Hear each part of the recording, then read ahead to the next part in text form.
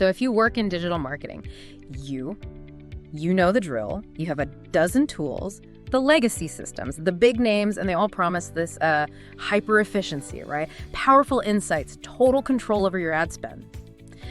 But the daily reality for millions of marketers is, well, it's logging into multiple complicated dashboards only to feel overwhelmed and, frankly, just frustrated. It's a constant tension, isn't it? It's this agonizing gap between the ambitious goals marketers have today. Yeah. We're talking about sophisticated, real-time targeting, and then the clunky, years-old architecture of the platforms they're forced to use. The tools just haven't kept up. Not at all. They just haven't kept pace with the strategy. And that mismatch, that structural problem, is exactly what led us to this deep dive. We read this really fascinating narrative from a seasoned marketing leader, Salma Bennett, and she described the definitive moment she just decided to quit traditional marketing platforms, cold turkey.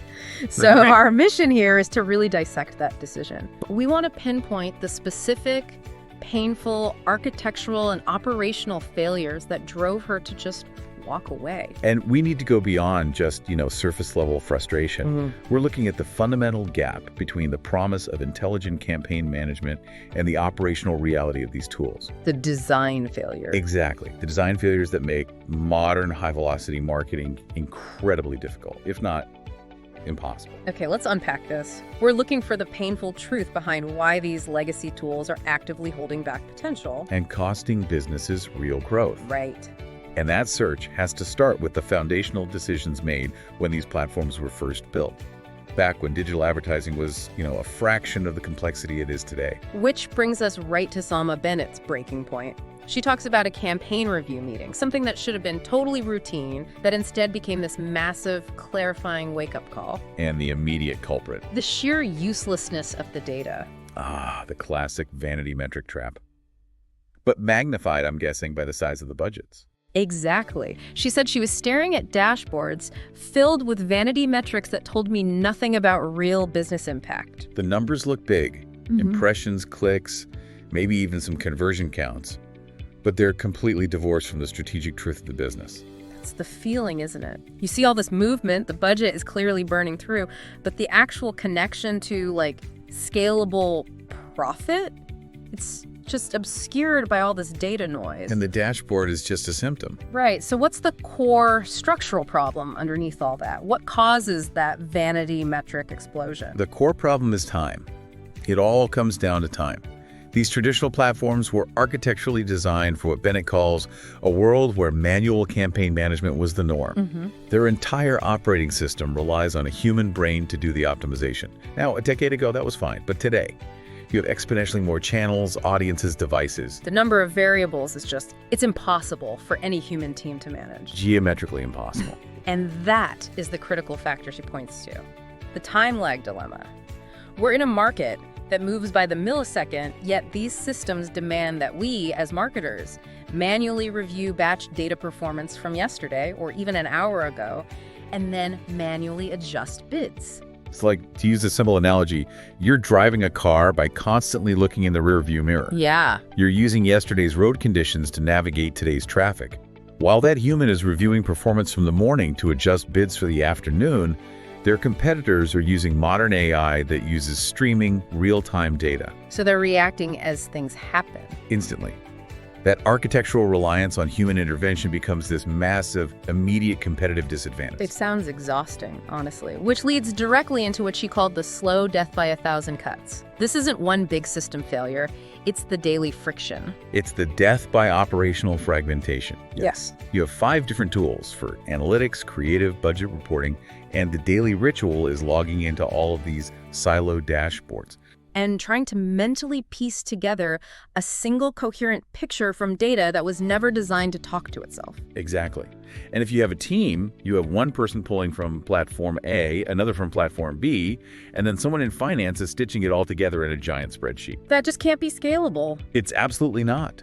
The operational cost of just aggregating data, becomes astronomical. You end up paying highly compensated strategists to be data aggregators, not strategists. And what about the big promise, the marketing automation we hear about all the time? Bennett specifically calls that out as feeling limited, if not misleading. It's a profound technical distinction that gets lost in the marketing spin. The automation on these legacy platforms is almost always just basic rule-based actions. Like an if-then statement. Precisely. If this happens, then do that. She says they feel more like elaborate spreadsheet formulas than intelligent systems. So, okay, they can do simple predetermined tasks like shut off an ad if the CPC hits $5. Exactly that. But it can't adapt. That is the key difference with machine learning. A true AI system learns and adapts the rules based on probabilistic outcomes. It's constantly adjusting hundreds of variables in real time. Whereas the legacy system just executes a rigid, predefined limit. It has no agility. It's incapable of learning or adjusting its own rules, which is what you need for modern campaign management. So you get stuck in what she calls marketing mediocrity. The system stops you from, totally failing, but it never pushes you toward the strategic maximum. And that's where the psychological toll really hits. It's not just inconvenience. It's that deeper frustration of knowing performance could be significantly better. The ideal targeting is out there, but your tools are forcing you to compromise. To just settle for good enough. Right, because the platform just can't handle the complexity of your vision. Speaking of things that make you want to throw your monitor out the window, let's talk about the user experience. She just calls it the interface nightmare. That phrase rings so true. For anyone who's been in this industry for a while, it just resonates. The interfaces feel like the UX was a complete afterthought. It's all about feature cramming. Exactly. Prioritizing feature cramming over intuitive workflow. Finding critical campaign data is less like accessing information and more like solving a puzzle. Oh, who hasn't spent 20 minutes looking for the one toggle that was hidden 3 menus deep and labeled something totally nonsensical? Like optimization variable 7. Yes. It shouldn't take a detective to figure out how to adjust a bid cap. And this complexity creates what we call the complexity tax. And you pay this tax in a few different ways. One, simple tasks require an infuriating number of clicks through nested menus. Two, it just massively increases the rate of human error because the system is fighting you, not guiding you. And that tax just ripples through the whole organization. Precisely. Training new team members becomes this long, demoralizing process of teaching workarounds. You're not teaching strategy, you're teaching them how to bypass clunky processes. This hidden complexity affects the efficiency of the entire team. And it contributes directly to higher staff attrition. People just get fed up with managing the tool instead of executing strategy. So we've got fragmented data, manual labor, terrible interfaces, and automation that isn't really automation. But the frustration deepens when you realize the systems aren't just slow, they are actively hiding the truth. Let's talk about the transparency problem. Yes. For Bennett, this was maybe the most damaging part because it broke the feedback loop of strategy. We are talking about the rampant use of black box algorithms. Right. These systems are making crucial optimization decisions, shifting budgets, prioritizing audiences, changing bids, without providing any clear explanation for why they chose to do that. Wow. So the algorithm is actively sabotaging strategic trust. Okay, here's where it gets really interesting. I mean, isn't it possible that this black box design is just necessary to protect the platform's proprietary IP? That's the classic defense from the vendors, but it completely overlooks the business risk. When you're pouring millions of dollars into a system that can't explain its own rationale, campaign optimization feels less like informed strategy and more like placing bets. Exactly, you're just placing bets. You might see a great outcome, but if you can't audit the mechanism or replicate that success, that's a massive, unacceptable risk for any marketer. Transparency is just. It's necessary for fiduciary responsibility. It eliminates due diligence. And this lack of transparency leads to that great paradox she points out. Marketers are drowning in data while starving for wisdom.